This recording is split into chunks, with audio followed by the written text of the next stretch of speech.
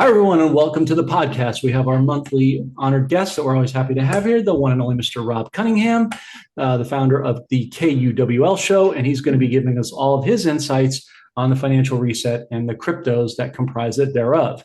If you are new to the podcast, please do like, subscribe, and share. It helps the channel grow and others to gain the knowledge you're currently being afforded. As you know, Rob's a regular guest on our podcast, thanks to him. He is a retired Air Force vet, father, husband, and again, the host of the KUWL show, where he gives the truth at the very highest level to his esteemed audience and is gracing us today with his information so you can benefit. Rob, thanks for joining the podcast. How are you doing today, good sir? Better than I deserve, as I love to say. Very fine. Thank you for having me. Always an honor, my friend. Okay, so Rob, let's try, if we can, to pick up where we left off about a month ago. Hard to believe how fast time is going. And we know that God is moving time quickly because he needs to get his children in their position rightfully for where we're headed. So what I want to do today is switch things up a little bit. I'm going to play a couple of articles for you, or show you a couple articles moreover. And I just want to get your impressions on it from the crypto side, right? We'll kind of work crypto backwards into the reset. Yeah, I know. I'm ready. Okay. So this is from the ex-Jack the Rippler, John McAfee, the quote, late John McAfee, had a lot to say about Bitcoin. So the focus of this question, Rob, obviously, you know where I'm going with this, is Bitcoin's validity. Is it legit later and not now? Because we know there's going to be a crash coming, and will it be, Trump peg it to gold and all that. So just want to play this and then get your impressions on it. Take a listen, please. You put a smart contract on the Bitcoin blockchain. Impossible. Well, what use is a goddamn blockchain without a smart contract? Everybody has a smart contract except Bitcoin. What about a distributed application? You can't put dApps. You can't put dApps on it. Why was Bitcoin eventually worth as much as it was originally? Because it was used as a fucking currency. Crypto currency. Those who use it as currency will create the value for that currency, which is why Monero is now worth 1,000 times more than Bitcoin, even though the markets don't represent it. I don't give a shit. I mean, there's a lot of ways that they're trying to add more privacy features to Bitcoin, right? Are you shitting me? Are you shitting me? Yes. Like there's a lot you can add to a Model T Ford to make it a fucking space rocket. Good God, wake up, my friend. No, it's stupid. Fucking God, wake up, people. It's a worthless fucking piece of shit. We all know it. So, John, when do people realize it, though? I mean, I don't give a shit when they realize. It's not my problem. I don't give a shit. Those who use it as currency will create the value for that currency, which is why Monero is now worth 1,000 times more than Bitcoin, even though the markets don't represent it. I don't give a shit. In 5 years, it will represent it because people are smart enough. No, the value of any cryptocurrency is what is its use. So you can pick stable coins based on anything. Diamonds, the euro, a basket of currencies. I haven't seen one about the length of anybody's dick yet, but I expect them to. The cryptocurrency world, people are using it as a way to make money by exchanging. Do you understand the stupidity of that? Cryptocurrency is the golden fucking key to unlock your cage of financial slavery, people. And you're using it to scratch your fucking asses by exchanging it on exchanges. Cryptocurrency is not a goddamn market, people. It's a reality. It's a fucking reality. Monero is the only, well, and DAI. Monero and DAI are the only realities in cryptocurrency. The rest is fucking garbage, people. You guys are trying to make money off of it. Oh, fuck you. You can't. Fuck you. Okay. Well, I apologize, folks, for the language. I should have disclaimed that up front and taking the name's Lord in vain. We apologize for that. But getting away from that sidebar, Rob, what are your thoughts on what he was saying as far as Bitcoin? Well, he was making the profound distinction on the difference between price and value. Mm-hmm. Okay. And what he's saying is the people that use it and own it and operate it, whether you're the Federal Reserve or whoever's behind Bitcoin, gets to basically be the driving force behind assigning a number to the value, right? You can also have markets that make tulips, one single tulip bulb worth more than a home back in the Dutch days. So there's a difference between infrastructure, which is what he said, crypto unlocks us from our prison cell. Digital ledger technology and digital currencies that bring with it transparency and utility and accountability in a 360-degree angle is infrastructure. It breaks us out of prison. Bitcoin was a Model T for people to understand. Let's go back to when Bitcoin first crashed onto the scene or splashed onto the scene. It was in January of 2009, shortly after the great financial crisis. Remember, 2008, the big mortgage crisis. And then who did we elect? I'm sorry, first January 2009, right after we elected the special one from Hawaii, right? So our economy had flatlined. It had basically was on an EKG, it was on life support. They just started dropping interest rates to zero, pumping counterfeit paper into the market, and ta-da! Bitcoin shows up. And so it was 3 years later, 3 full years after they had unfettered access to the media and the narrative, that this company called Ripple Labs shows up with actual utility and infrastructure. And for 13 years, they've been building infrastructure on a layer 1 DEX that is every kind of utility you could ever hope for. XRP and the XRP ledger is absolutely everything Bitcoin is not. Period. If you want any functionality out of Bitcoin, which is a layer 1 protocol, you've got to bolt on a layer 2 Lightning Network on top of layer 1, and that's called a gap. When you got to put one layer on top of another layer in order to scale, to be able to say, well, I can wrap my Bitcoin and there's only 21 million. Well, there's only 100 billion XRP. I mean, how far do we want to run down these rabbit trails to go, well, there's only a limited amount of XLM. There's only a limited amount of XRP.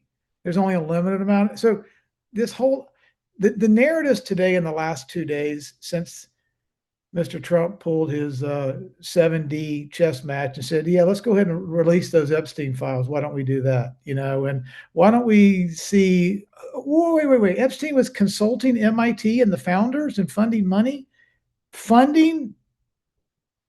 early Bitcoin development with the former Treasury Secretary in Epstein's apartment in New York.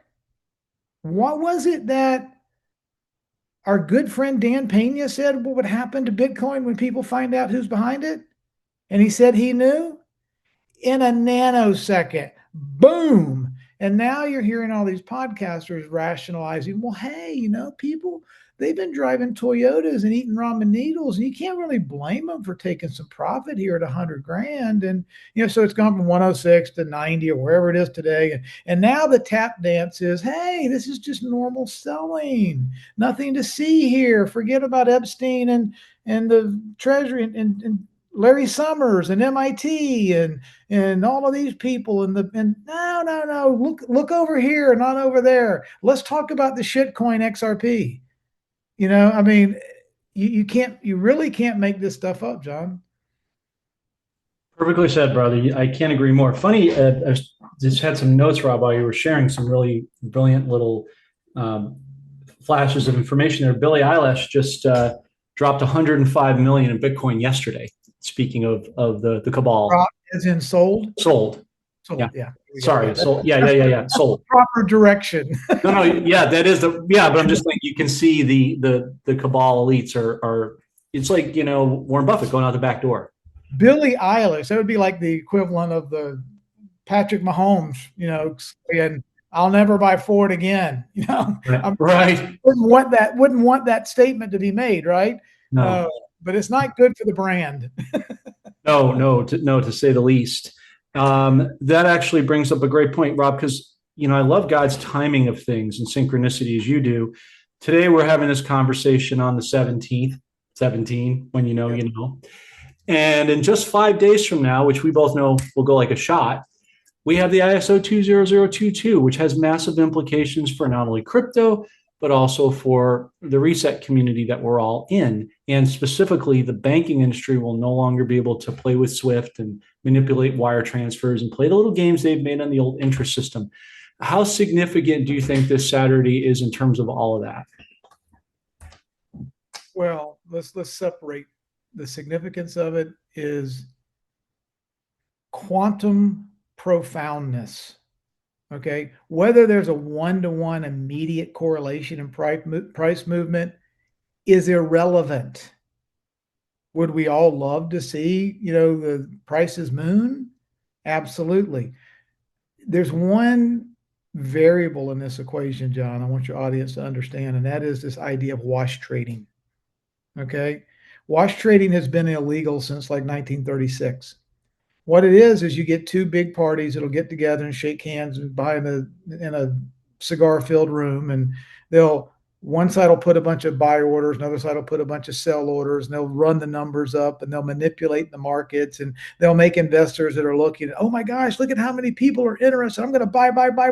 And then boom, they pull the rug out from underneath you and they wash sell it. And what started at $5 and went to 42 comes back to 5 at the end of the day. And the only people that made money were the two that were in cahoots with each other. Right? Because they borrowed it up and they bought it down. It's called wash trading. They're just trying to wash people out and let go and get sick on the roller coaster ride, and they make money. Well, that's a felony. That's against the law. You cannot do it. Unfortunately, until we sign the Clarity Act, there is no regulation on this commodity known as crypto. So there's nothing to prosecute these wash traders out. So we can get 27 days a row of great news on XRP, and it can go from $3 to $2. Not because it's an organic supply and demand interest. It's because these people can play games and manipulate it, because maybe the greedy want to buy stuff that they know is going to be valuable as cheaply as possible. So here's the dilemma. My understanding is that if we go into the 22nd, which is Saturday, and ISO has a one-day cutover, and now we've got digital assets under the beautiful veneer of official status recognition, ISO standardization, and it looks all machine ready and official, and they haven't signed the Clarity Act, you're going to see wash trading on God mode. You're going to see volatility like we've probably never seen before. And I don't think our esteemed leaders that have spent 12 years in this plan putting this system together want to see that happen 5 days before Thanksgiving.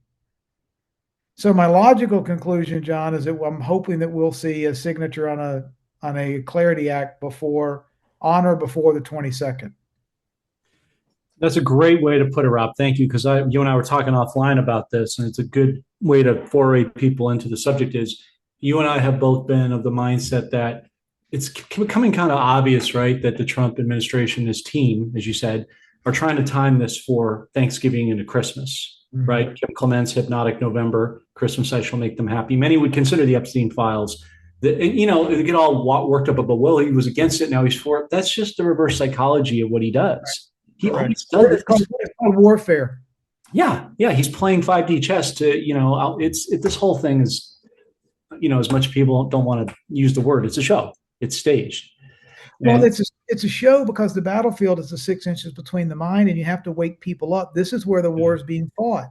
That's right. It's being fought economically, spiritually, financially, socially, culturally, politically, in every way possible. And one of the reasons that we're going to probably save Israel for last is because the most virulent form of pride is religious dogma. When people assign themselves to their denomination and that becomes their identity, and there's 47,000 denominations of Christianity alone, well, my religion's better than your religion, and don't talk to me about my mama's religion. Here we go. Here we go. So what is the most difficult bridge to cross in a spiritual 5-generation unconventional warfare than the deception that has been poured into our brains since birth and before birth by religious indoctrination. Religion and faith are two completely different things. You know it and I know it, brother. Absolutely. Religion. A legion is a term of a battle in army battalions, legions. When you're relegioning people, you're preparing them for war. That's not what faith is. Faith is about preparing us for alignment with God and submission and service to the one true God, not to war with other people, not to go and get ready for battle. I mean, yeah, we have to battle spiritual wickedness, but not each other. Exactly. Our battle's not against flesh and blood, it's against, right? Ephesians 6:12. That's where I was going. Yeah. I've read that somewhere. So, Yeah. but what religion does, every single thing is about control. Money, media, religion, medicine, you name it. It is everything in this world is about control. And unfortunately, religion does not get a hall pass on their desire to control people and minds and hearts and money. They just don't. I mean, religion turned the temple into a bank. And when Jesus wasn't too happy about it because they were swapping out 5 cents on the dollar for people's human lives, giving them 5 cents of value and lying, and they weren't doing anything close to honest weights and measures, he got a little upset and they killed him for it because he interrupted their business model. And today we've got, the finest portfolio of real estate on planet Earth in one particular religion, and yet they teach piety. Tell everybody to just, I mean, the hypocrisy is so rich. It's centralized wealth at such an epic scale. We've never seen it before, but they still need 10% of our annual income.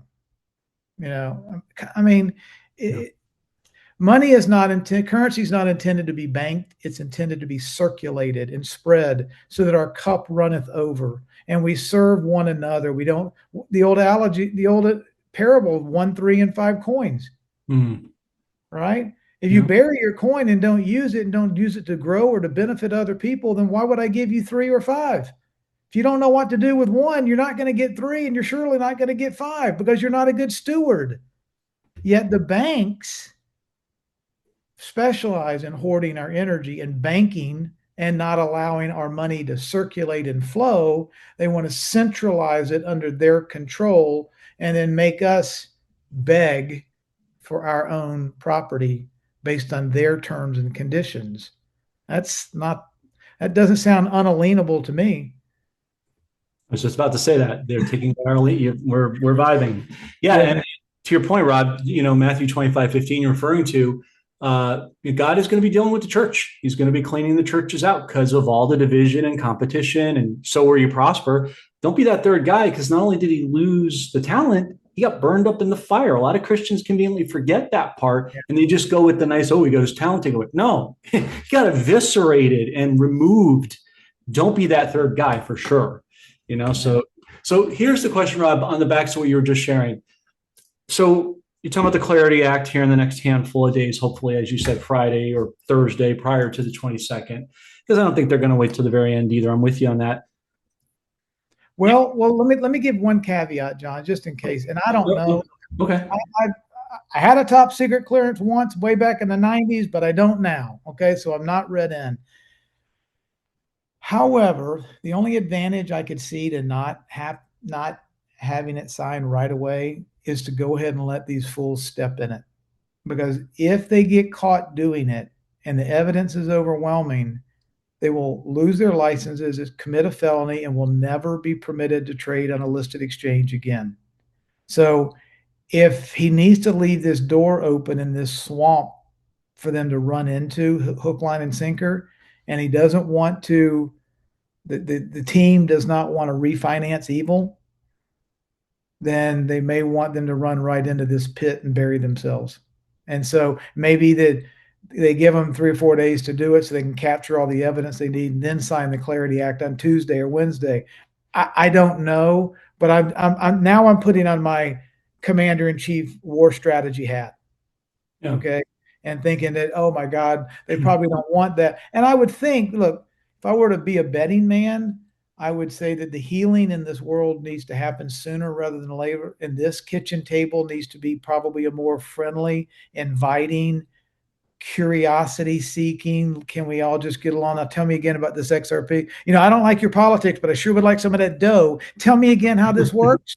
Right. I mean, whatever it takes to maybe have a peace meal with gratitude and blessings this Thanksgiving would be a lot better than 3 days of just absolute hell and chaos in the markets before the turkey, that just does nothing but continues to rip families apart.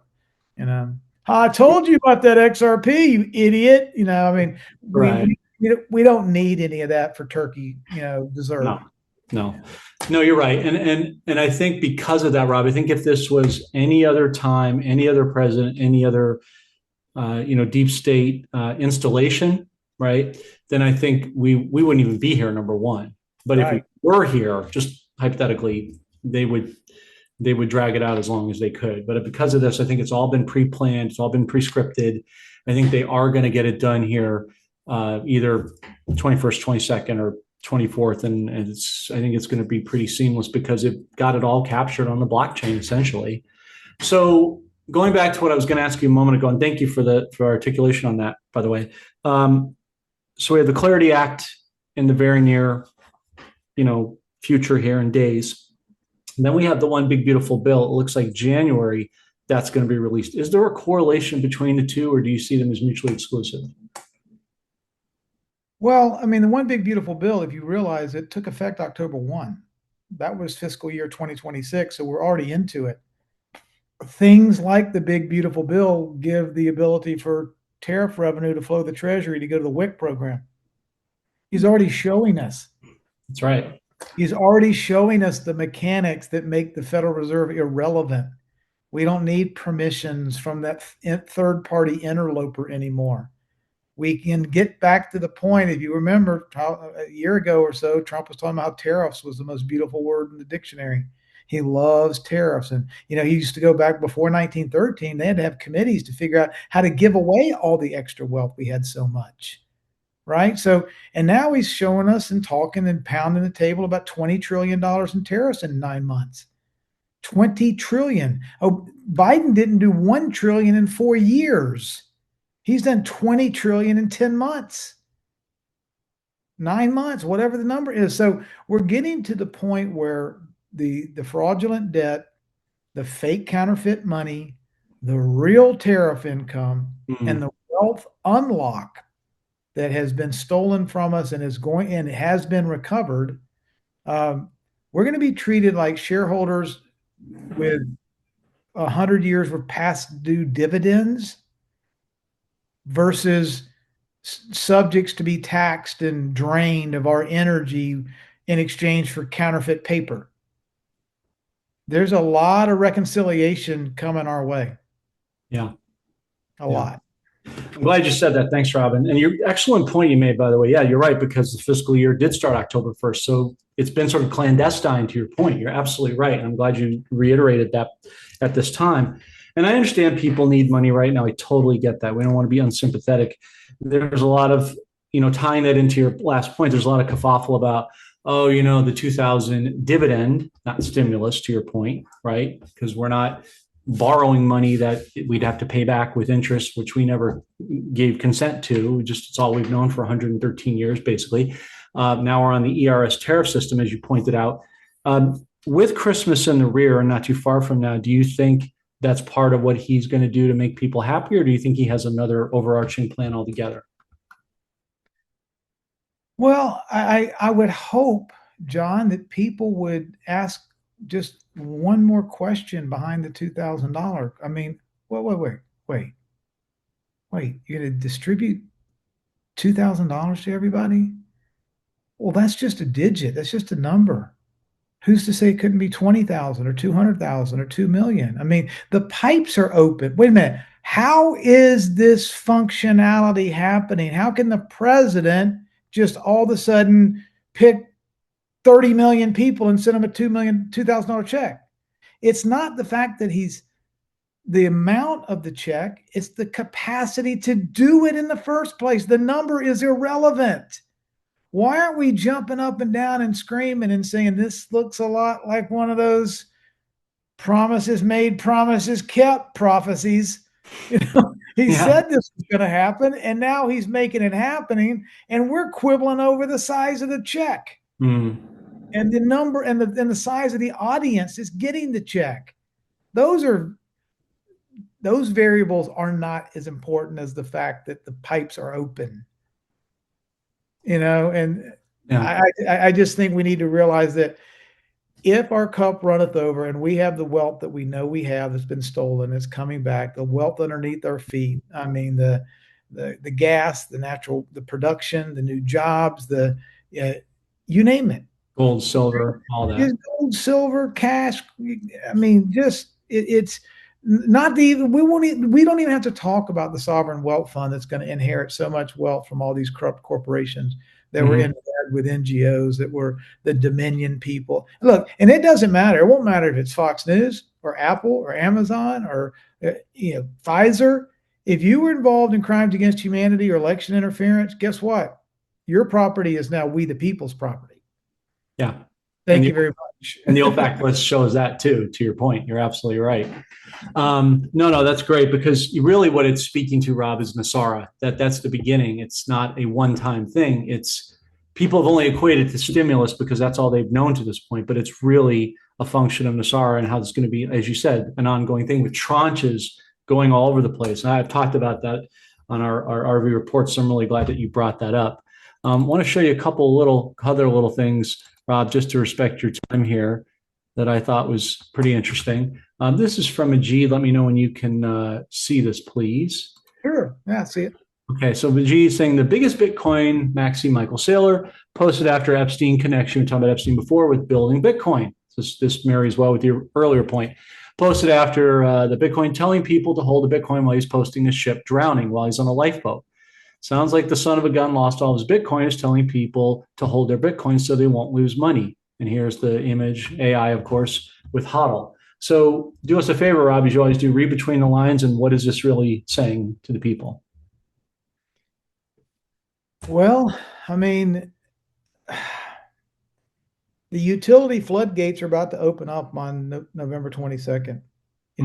What is the utility of Bitcoin? It's hold it. When your philosophy is hold it because price go up, well, people then don't want to sell it for a cup of coffee or a car, a house, or anything else because price go up. Okay. And then if they did, they'd have to wait 20 minutes for it to settle and pay some obscene fees like we've never seen before. So it's not efficient as a payment method.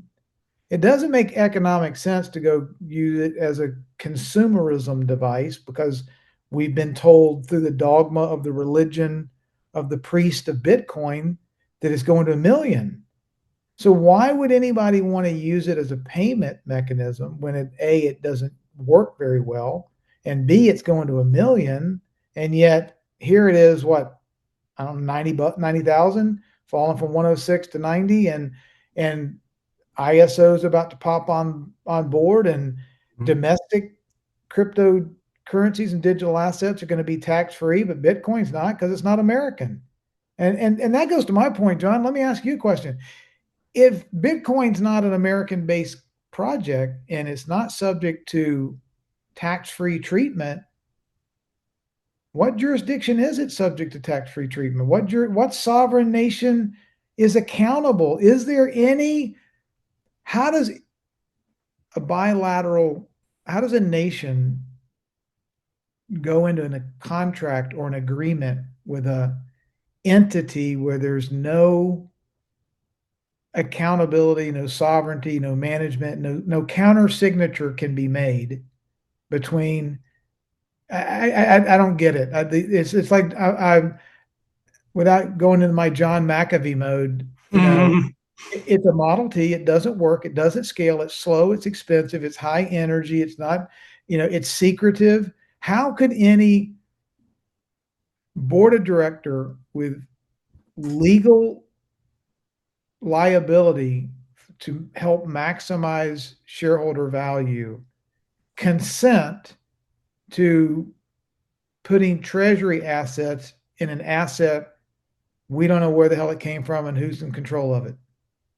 Well, it's akin to the Federal Reserve, right? No assets, no accountability, and not our consent, and not tied to anything precious metals related. So you're right. It's tied to one thing that's also suspect just as much as it is, and that's Tether. Yeah, yeah, exactly. No, exactly. And then one other quick thing just to show you before I ask you the last question for today, because I'm on your time. I thought you'd find this pretty interesting because you mentioned Obama or Barry Sortero to be precise. U.S. government already knows his currency 365. John Nigo brought this up wisely. They never thought the people would find out. But Malik Obama is dropping documents proving Barry Sortero was born in Nairobi, Kenya, and thus was fake and illegitimate president. And there you can see the passport right there. So somebody I remember back in 2014 made a lot of stinking noise about this, didn't he? Mm-hmm. Might like the current commander in chief kind of knew about this back then, and oh boy, was he eviscerated, right? Exactly. So look, they did have an 8-year Obama plan, an 8-year Hillary Clinton plan. They thought pride goeth before the fall. These arrogant people thought they had it all dialed in. They were unstoppable. Why not? They've been doing it for 110 years. Why not keep going? Us plebes, us sheep on the grazing sheep that they were milking for our free labor. What are we going to do about it? We're just a bunch of useless idiots. Oops. Oopsie. Exactly. They never thought they'd lose, and they never realized God's still in control and on the throne and never stopped being on the throne. So just another cursory reminder. So thank you for that, Rob. The last question for today, just to wrap things up in a nice, no pun intended, bow. I asked you this last time, and I'll ask you again for posterity because the whole month's gone by. People got a lot on their plate and they're watching different stuff. So, anyway. So we're coming up about a week before Thanksgiving with everything we just talked about. Give us your best intel, thesis, synopsis, whatever you want to call it, in terms of the next, we'll call it 4 or 5 weeks for the remainder of the year that we have at this point. For the holidays, do you think, as far as the reset goes, that there's a realistic opportunity people will get to see that? Yeah. The more and more steel posts just seem to be emerging in 20-foot diameter steel posts that are immovable, immutable logic poles. If you've studied the Intel drops, they talk about it's going to be an amazing Thanksgiving and beautiful Christmas, right? I don't think they're talking about 6 months after the 250th anniversary. Okay, I think we're going to have 2 quarters starting in January to get ready for that anniversary. And we're going to have the whole world invited to come and see our nation and what we've done, what we represent, what our plans are for the future. And so if dignitaries and leaders and people from 195 countries are going to come and visit America, how much more is Trump going to have this place humming and shining and looking at its most beautiful best? Compare that to what Gavin Newsom did in San Francisco when she came to visit. In 3 days, he had that place cleaned up. What do we think Team Trump's going to do for the whole world coming to visit us for 12 months? And he's not going to wait till they've all left to the Christmas of 2026 for something to happen. It makes no sense whatsoever. We need at least a couple of quarters for people to figure out what happened. Let the pipes fill up, let the bathtub fill up, and let people get their sea legs underneath them. So we're not a bunch of drunk, crazy, wild people when everybody comes to visit our house. We need a little bit of time to let this sink in and process so we can be good hosts when people do come. So that's one. Secondly, look, the number one out of the last 900 ETFs that went live, Canary was the number one of 900. It even beat the Solano ETF. Okay, earlier this last week. In 2 days, it was some crazy amount of. I think day one was $58 million in inflows, which was $1 million more than the Solano. And Canary was a smaller firm than the firm that brought Solano. Well, we have 9 ETFs and ETPs in the next 5 days that have XRP in them. We have a Franklin Templeton ETF that's going to come on board, and Franklin Templeton has 1,500x more in assets under management than Canary does. And that goes live, I believe, tomorrow. So the raw avalanche of size of new assets that are Franklin Templeton has an entire infrastructure. They have a mutual fund network. They have retail advisors that want this product. They can sell it to these people. They have people wanting XRP without all the complexity of getting a cold wallet and an exchange and setting all that kind of stuff up. The market is ready. The sellers are ready. The institution is ready. And you have a company that's about to go live with an XRP ETF tomorrow that's 1,500 times bigger than the company that generated the very best performing ETF out of the last 900. So my common sense tells me, at what point can they continue to keep this big beach ball 7 feet underneath the swimming pool water? When they let go of this ball, John, it's going to come exploding through the surface. Okay. And so I've been saying this for 2 or 3 years. I have 1,000% conviction about the laws and the principles that are in play, but I never claimed to be Nostradamus. Okay. I didn't pick a date and I didn't pick a time, but the mechanics are the mechanics. The principles are the principles. The quadrillions of dollars are the quadrillions of dollars. The Federal Reserve's going away, and System A is switching to System B. We know all of these things are happening. Okay. And so we're going from a septic tank full of sewage and sludge into brand new organic, clean, crystalline water. We're switching from one old system to a new system. Those are indisputable truths. Okay. The date, I would love to think that we're going to have a wonderful Thanksgiving, a week from Thursday. And I would love to think that we're going to begin to see, once you break through something like $4 is way above the all-time high, and $5 is oh my God, it's almost like $5 would be like popping the champagne cork. That just gets the party started. Then comes the froth, and then comes the mist, and then everybody pulls up, and then you can start pouring people's glasses, right? So, right. I think $5 or $6 pops the cork, but how you and I know how big that champagne bottle is. It's a pretty big bottle. Oh yeah.